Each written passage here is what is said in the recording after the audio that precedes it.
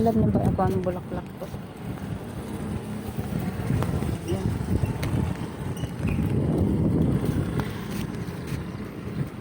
Tsaka yung dahon na yun, alam niyo ba? Yung dahon na yun ay tawag badyang.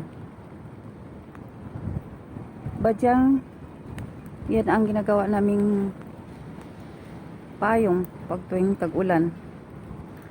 Naalala ko. Ngayon ay rainy day. Rainy days. Ilang araw na may ulan. Naalala ko pag pumasok kami sa school, wala kaming payong. Kumukuha kami niyan. Kaya lang Makati. Hindi na ako umulit makuha ng ganyan. Kasi ang kati talaga. Dahon saging na lang ang ginagawa namin payong. So, may dumana motor rider.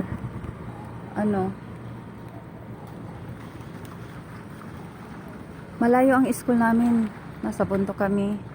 Alas 1 oras ang lakad namin papuntang school. Hanggat sa 1 oras din pagpa-uwi.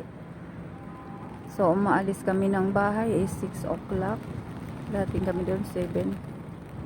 Magbibil na. Kaya ang lakad namin ay patakbo. Takbo-takbo kami papunta sa school. Ngayon, pag umulan at malakas ang baha, hindi na kami makatawid balik sa bahay. Kaya kung umulan at hindi pa baha, makatawid kami. Pero pag nasa school na kami, medyo matagal ang ulan at malakas, pinapauwi lang kami ng teacher ng mga 3 p.m. Baka daw bumaha. Kasi hindi kami makauwi pag bumaha. Yun ang delikado pag pauwian na bumaha. Hindi pa rin pwedeng tumawid doon ng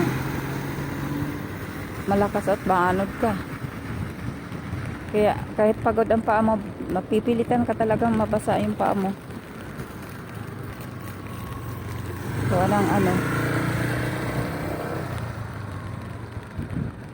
gawa ng tawag nito, gawa ng baha. Saka nakakatakot baka mapasma, pero mga bata pa naman kami, kaya baliwala lang yun. Gaganda ng mga punong kahoy, ano? Yan.